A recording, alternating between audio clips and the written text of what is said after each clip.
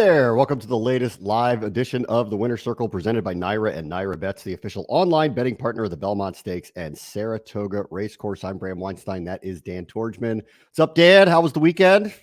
Oh, it was awesome. It was super busy, action-packed. I didn't really leave the apartment at all, but I stayed busy enough at home watching horse racing. It was fun. You're going to build out a big giant studio in your house, right? I mean, because that's at the point where we're at now, where we've all gotten used to doing this somewhere in our homes. Yep. And everywhere I look, every time I go to Twitter, I see you. So I think it's time for the budget from ABR to come your way and build you out the big mega studio.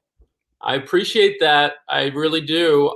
Yeah, like the things that people don't see, that even on Mondays, since we live in this smaller apartment, my wife and I are usually in the same general vicinity, and she produces a show on actual TV from home, and she usually does it right near where I'm sitting, but on Mondays, she's a wonderful, wonderful person. She actually relocates her set. Huh. Yes, it takes a back seat to this. She relocates her set to our bedroom, and then I get to do our show from here on Mondays. And on Saturdays, of course, I take over the place whenever we do our shows together. Yeah. But yes, when we get the new place, God willing, in a few weeks, we'll be moving to New Jersey. I have grand plans for our basement man cave studio space. I like it. Who gets more jealous? She does the real TV, but she's got to talk about QAnon, and we do the not quite real TV, but real enough to me, honestly. But we get to talk about the Pacific Classic and Travers Stakes. So who's got it good here? I mean, really. We've got the better gig here, me and you, man. It's never easy. It's one thing after another. The news never sleeps, and it's always a headache, it seems. But no, she does a great job with it, and God bless her. She's much more balanced and much more. I think just even keel throughout her week than I am. Even though we're covering something that's fun, I probably get more stressed out, which is it's my bad. That's the way it goes. Yeah. All right, let's get into some racing. Listen, I love the Triple Crown, that stretch that happens. I love the Breeders' Cup, but these 3 weeks, this past weekend, the next weekend, the weekend after that, they rank up there for me among best days that you'll get in a row of racing, especially with what's happening at Saratoga next weekend, which honestly I think could stand up to a Breeders' Cup day with the card that they will put out on that day. But let's start with this past weekend, and let's stay in Saratoga first, and let's start with the Alabama Stakes, where one of the best fillies in the world was racing. So check out the stretch run of the Alabama. The field comes for the top of the stretch. Will's Secret, Army Wife, is now gaining on the outside, and Malathot follows that move. Clariere has moved into fifth as the field heads for home in the Alabama.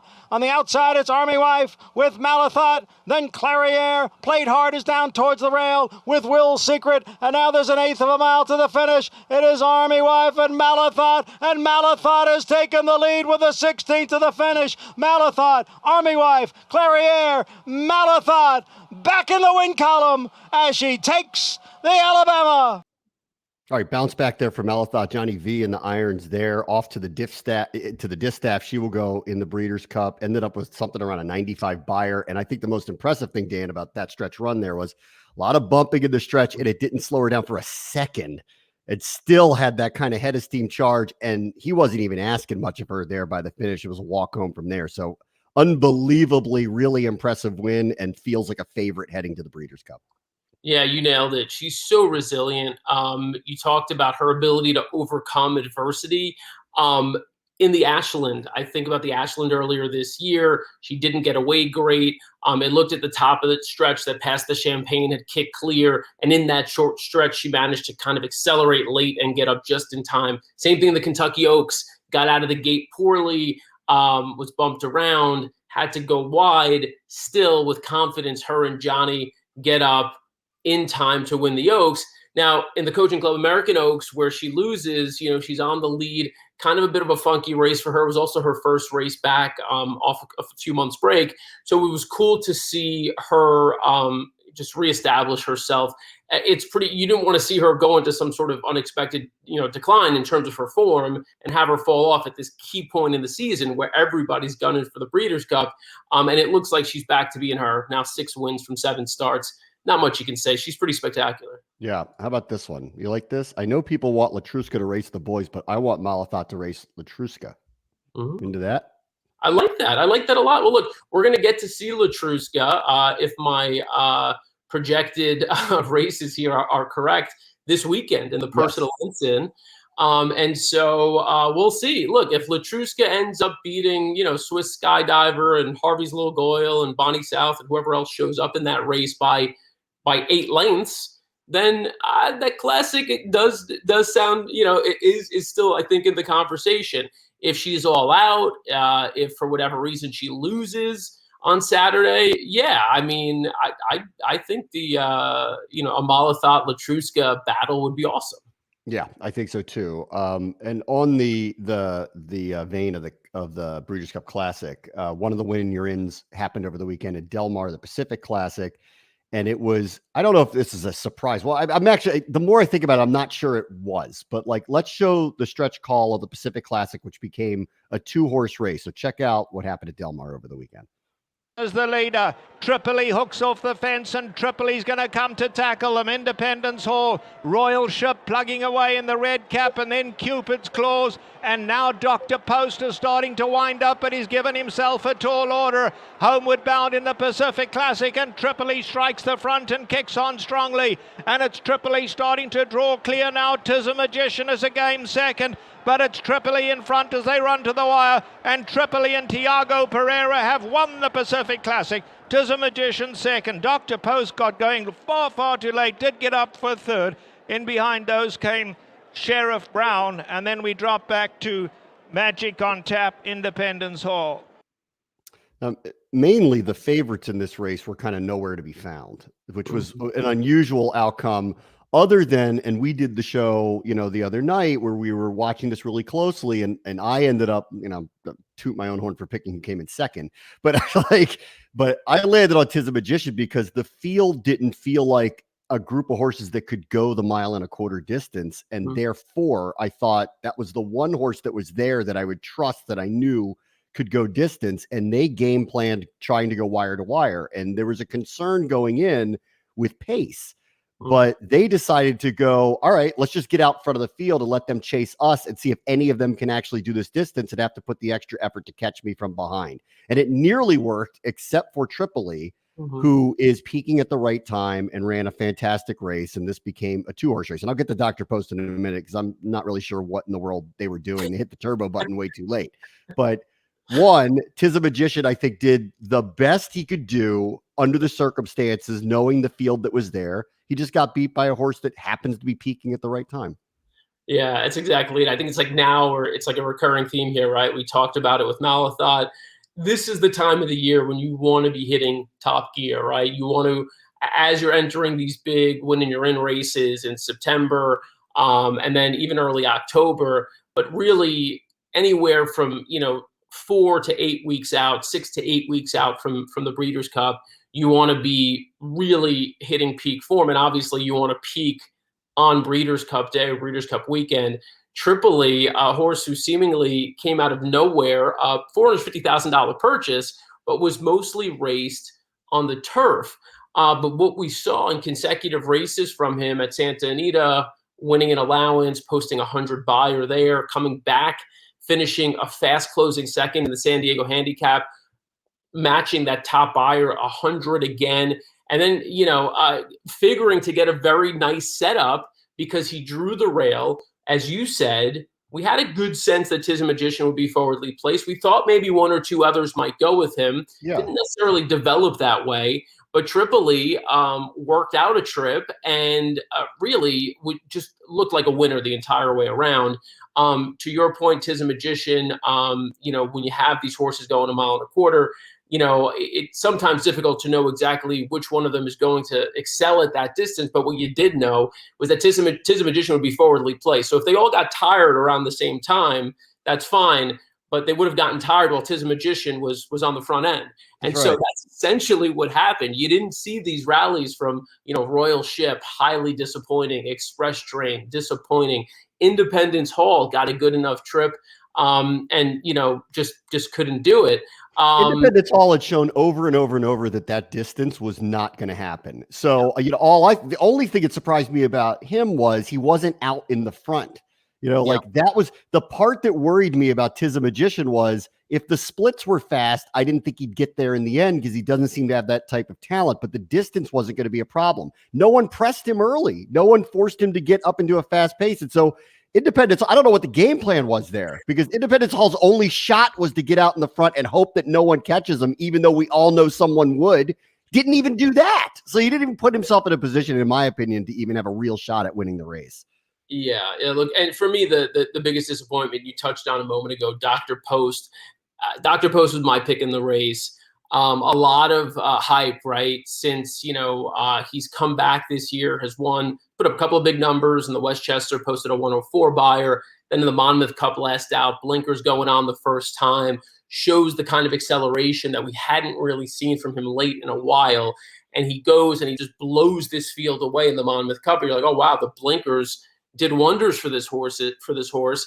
And then for whatever reason, I'm not sure if he just didn't take to the surface at Del Mar, but he was running, in place really for 85, 90% of the race. And only once they hit about, the quarter pole did he realize, I guess, like, oh, I'm in a race here. And then he just took off, but way too late. Too late. Yeah, far too late. It wasn't even close to the right time to do it. And then you see it happen where they hit the turbo button and he's flying by everybody, and you're going, what were you waiting for? Mm-hmm. Yeah. What were you waiting for? So I don't know. So we'd have to ask, Pletcher about that one and see like what went wrong there. Like, was it mistimed? Did they not think that Tiz the Magician would be that far ahead of everybody? I don't know. Like, I have to ask him what he thought there.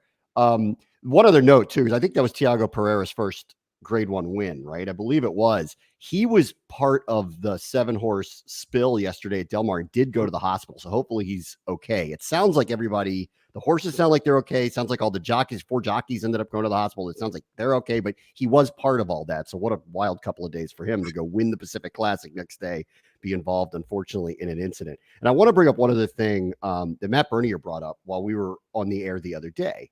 And I think he has a really good point. Like, okay, so here's Tripoli, who's kind of come out of nowhere or peaking at the right time or whatever it may be. He's going to be in the Pacific Classic. You brought up Latruska. Like, what is that horse going to do? And we'll talk about, her chances later here for this weekend first. But I thought he brought up a really good point. Do you feel like there's a field that is like being established here in the Breeders' Cup Classic? Because I don't either. Like, when he said it, I kept looking at this going, I don't see a deep field being established whatsoever right now. I don't know. I actually kind of like what's shaping up. I mean, because yeah, sure. There aren't I don't think there are 3 or 4 horses at the top of the classic division that are like, ooh, these are like 4 powerhouses, but it's rarely like that. It kind of feels a little bit like last year where we've seen some chinks in the armor for some of the favorites and some of the top contenders, including Maxfield and Knicks Go. I mean, they've suffered defeats this year, but they've also looked extremely dominant in other times. And then don't forget the 3-year-olds. The 3-year-olds are pretty nice. I mean, Essential Quality. We're going to get to see what Essential Quality has again if he could turn back up with another big performance this Saturday at the Travers. Essential Quality is a really nice horse. You've also got Midnight Bourbon coming back, following the Haskell spill. So I think there's still a couple of 3-year-olds who are in the mix. Beyond that top tier, am I overly excited? No. Like Tripoli, I don't know. Yes, it's a notch in his belt that he did that on Saturday at Del Mar, right? He's shown an affinity for racing at Del Mar. He's looked great. He's peaking. He's do that against Midnight Bourbon and Essential Quality. We'll see. See about that one. Yeah, we don't know, but I kind of like that. I like where we are at this particular moment where we don't quite have a standout. I mean, Knicks Go. I mean, if you look at the Breeders' Cup rankings, I mean, Knicks Go is the favorite, right? And you got Maxfield. I think it's Knicks Go, Maxfield 1 and 2, and they've been that way for a while now.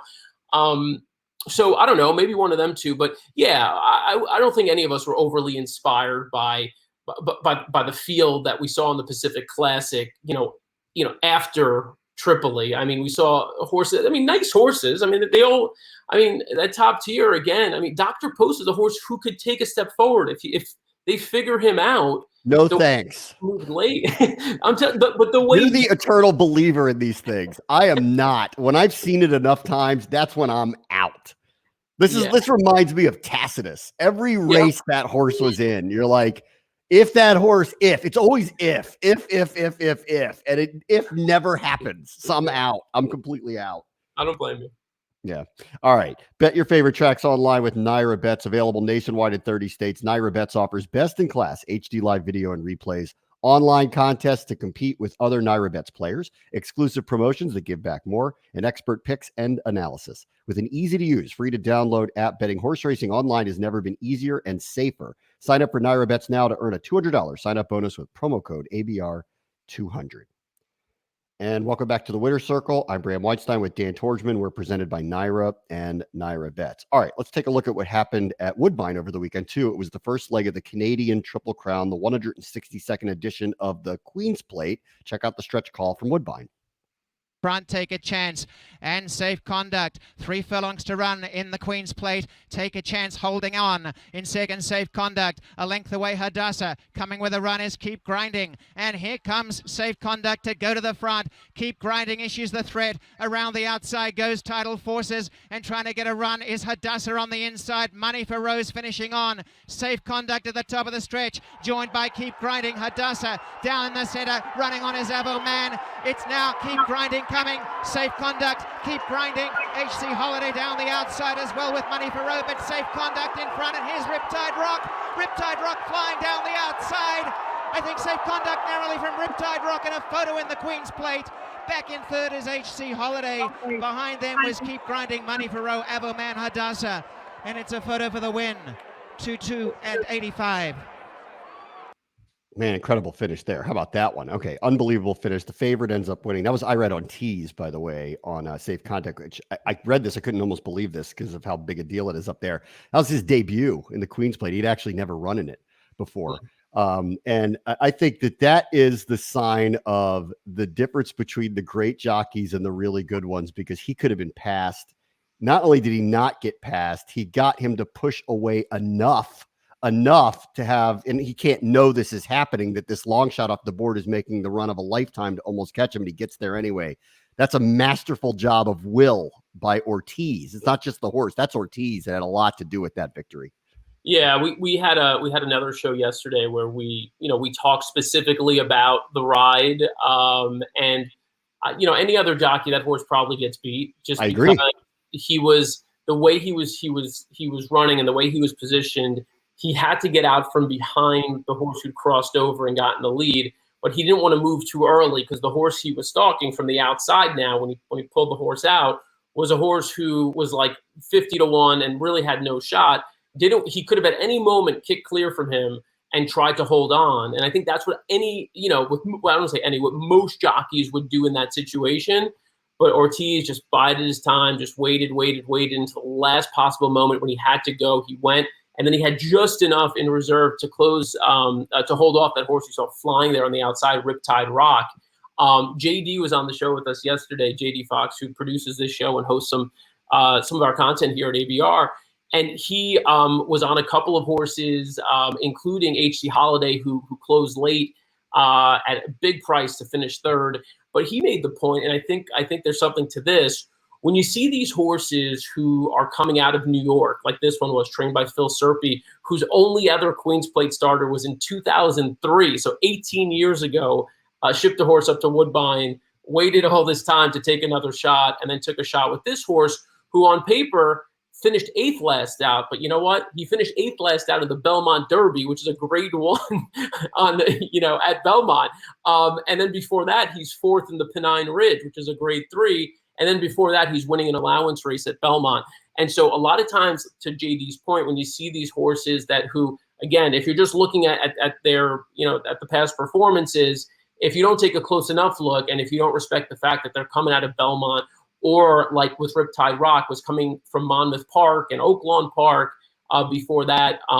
You miss out on these horses, but there's a reason the horse took a lot of money. A was Irad Ortiz, and B, because he was running in much tougher company. And so I think the fact that Safe Conduct actually went off at 3-1 was value there, because, again, he was facing much tougher. And, to your point again, maybe doesn't win unless the master is. Oh, no offense to anyone else, and it's hard to know if any other jockey was there, but that is a classic you get past one way or the other. And it was as if Ortiz willed the horse to do that. I mean, it was just really an incredible ride, test of will there. I did read this too. I can't believe this is the case. There was one family there that had 6 ties to 13 of the horses and didn't win.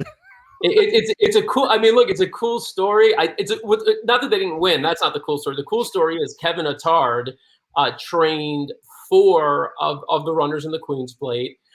His son Joshua Attard owned one of the favorites, a horse named Keep Grinding, who apparently was named as sort of as in tribute or as a nod to Mitch Marner on the Maple Leafs. So he had a lot of support, I think, for that. People love that story. And then the grandfather, I believe, as well, was involved in that horse as was the trainer of that horse. So the whole family had 6 horses in all, and didn't get there. Sid Attard trained the 7 horse Riptide Rock for Stronach Stables, who had won the race 4 times.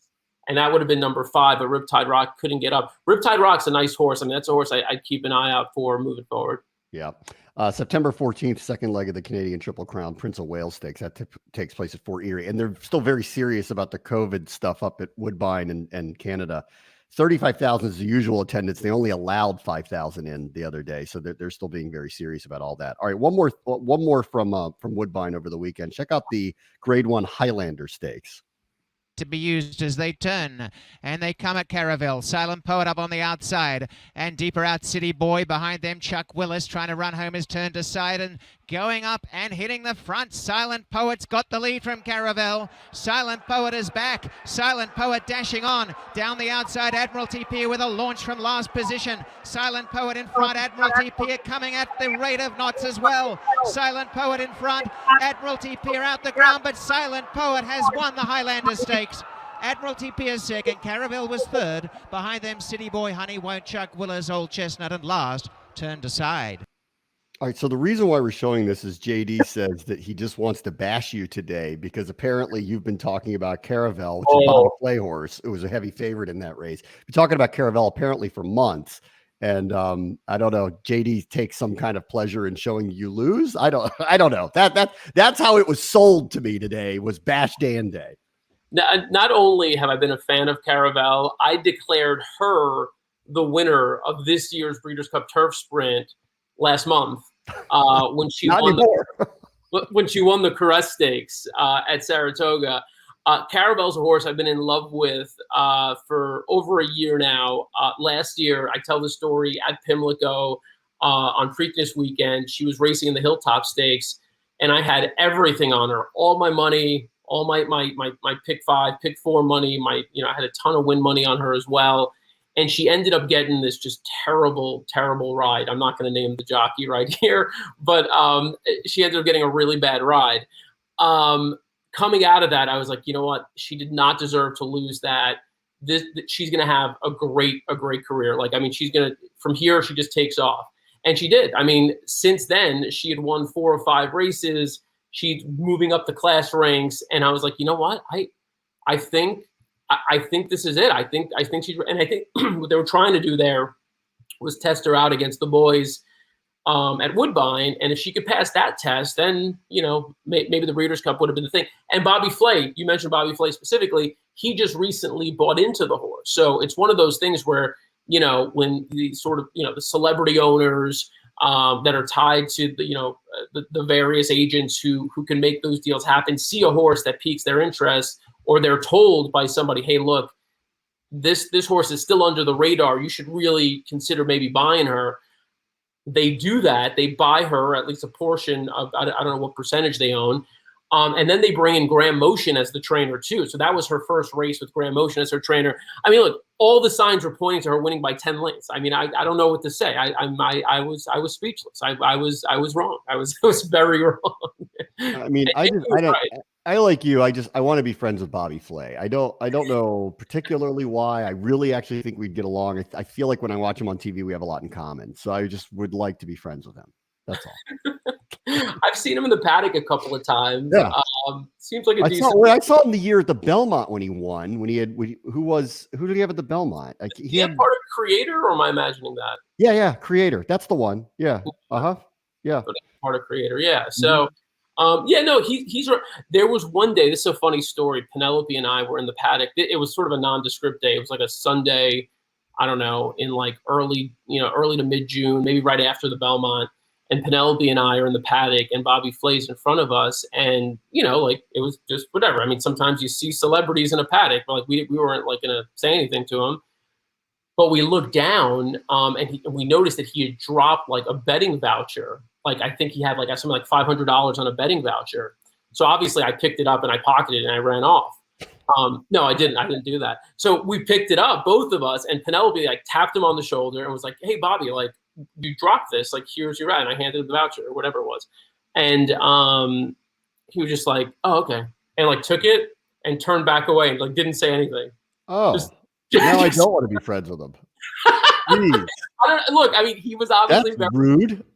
He was concentrating. He was in the moment. He was definitely like waiting for his Thanks horse for giving me my $500 back. Is it that hard to say that? Thanks for giving me my $500 back. Yeah, we didn't get much of a reaction from him. He was very much in the zone, and I could have handed Bobby Flay. Jeez, I feel like we could have handed him like a $10 losing ticket on Caravel, and he would have probably had the same reaction in that moment.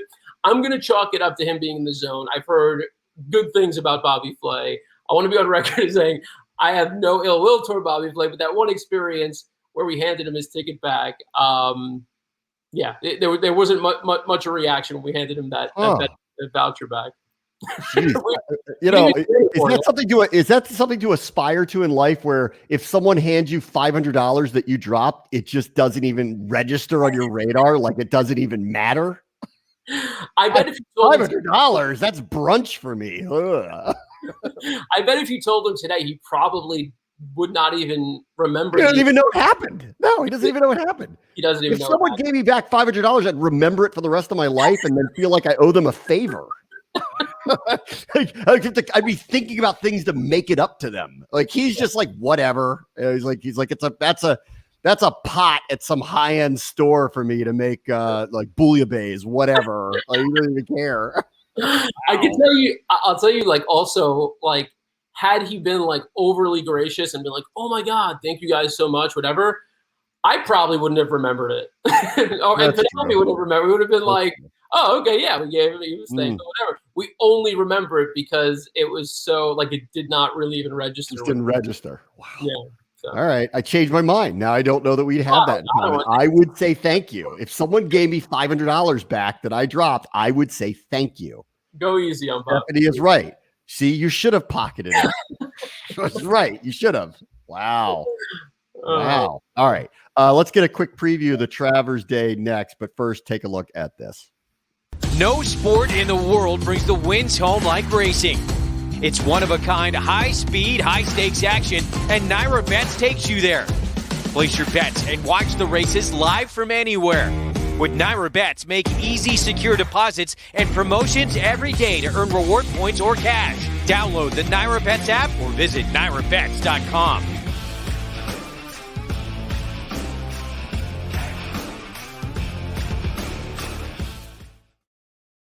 Welcome back to the Winner's Circle. I'm Bram Weinstein with Dan Torgman. We're presented by Naira and Naira Bets. All right, last few minutes here. Let's just do a quick preview of this weekend. I would put Travers Day card up against just about any card that you can have any particular date of the year. It really is an amazing weekend. Let's start with the personal ensign, though, since you mentioned it earlier. Latruska is supposed to race there, and there's a lot ahead of her if she goes out and does what everybody thinks she's going to do this weekend. Yeah, look, I'm looking at some of the probables here. You have a few horses that are sort of under the radar. You got like Royal Flag, Graceful Princess. They come out of wins in in lesser graded stakes. Latruska, of course, has been knocking heads in all the big races, has won, seemingly every big race there is this year. But the common thread has been she has been able to get to the lead without facing much pressure. And now part of that's a credit to her, and the fact that she is fast and she can be sent and can just open up that space she needs between even other fast horses. But at some point, one of these days, she's going to take just enough pressure early. And if we've ever seen, we saw with Malathat, as we mentioned a few weeks ago, we've ever seen horses, kind of maybe not perform to expectation, maybe because something doesn't go well for them from a pace perspective or not. I'm just throwing a lot of maybes in there. Maybe this is the race where Latruska's already punched her ticket to the Breeders' Cup Distaff. She doesn't need to win this race, which is a dumb thing to say. She doesn't need to win it. I mean, she's still going to put herself in good position to race and to win the Distaff in particular. Now, in terms of that classic conversation, you do have Swiss Skydiver and Harvey's Little Doyle in this race. Those are two extremely classy horses. If she's able to beat both of those horses by, daylight, I think that becomes a conversation whether or not you send her to the Classic. All right. The other one, of course, the Travers Stakes this weekend. Central Quality should be there. Midnight Bourbon should be there. I'm of the opinion that of the 3-year-olds this year, that Essential Quality's best horse. Got a bad trip in the Kentucky Derby. That's really the only reason why he probably didn't win on that day. Has since bounced back and shown how good he can be. So, I mean, it's Monday, so it's hard for me to sit here and make a selection, and I wouldn't, but you're going to be hard-pressed at this juncture to talk me out of Essential Quality at this point. Yeah, look, Essential Quality, don't forget, came back, won the Jim Dandy, despite having, probably the toughest trip of all, was wide the whole way around, and ended up beating Keep Me in Mind, who's supposed to return for the Travers, beat Keep Me in Mind. Keep Me in Mind stuck to the rail, saved ground. Essential Quality ran about 1/8 of a mile more than Keep Me in Mind and still beat him, at the end.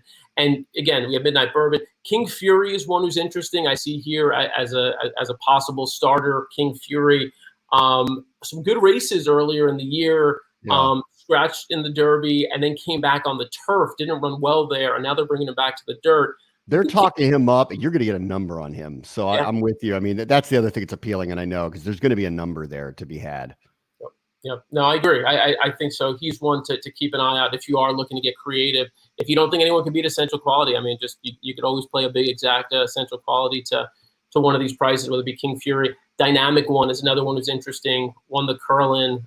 This was the Pletcher horse who you remember had a bunch of hype around Derby week. Didn't perform there. But Dynamic One is one who could certainly, piece it together, has great, is well-bred, has a win now, has that confidence builder. Maybe Dynamic One takes that next step forward. Yeah, the graveyard gets them all. William is right about that. So we'll see. As of now, though, I'm going to stick with the favorite here. I'm feeling pretty good about it. The graveyard didn't get all of them. Most of them. Not all of them. Not all of them. All right. You want to tell everybody what's going on this weekend? Because you'll be having another live stream from Saratoga. Yeah, absolutely. So on Saturday, Matt Bernier, who joined us live this past Saturday, will be live with me in person. Finally, I haven't actually been physically in person with him in so long. I'm looking forward to seeing him, not only seeing him, but we're going to be in the middle of the backyard chaos on Saratoga, on Travers Day, in the backyard with all the people. We're going to have a setup there. We're going to be streaming live probably for about an hour and a half to 2 hours. Start time TBD. It's Breeders' Cup Live. The races we're going to show you are two of the Win Your In races for the Breeders' Cup. One of them is the Ballerina, and one of them is the Personal Ensign. You can then watch the Travers and the Sword Dancer on Fox, so National Fox, not Fox Sports. It's just a big day in racing. I'm excited to be out there. We'll be live. We'll be in the backyard. Come say hello. We're looking forward to it. It's going to be an awesome day, top to bottom, and hopefully we can actually hit some tickets and make it a better day. All right. Should be a fun one. All right, Dan. And I'll see you next Monday. Appreciate it. As always, the Winter Circle is presented by America's Day at the Races, the official live broadcast partner of Aqueduct Racetrack, Belmont Park, Saratoga Racecourse, and tracks nationwide. For Dan, I'm Bram. This has been the Winter Circle. See you next week.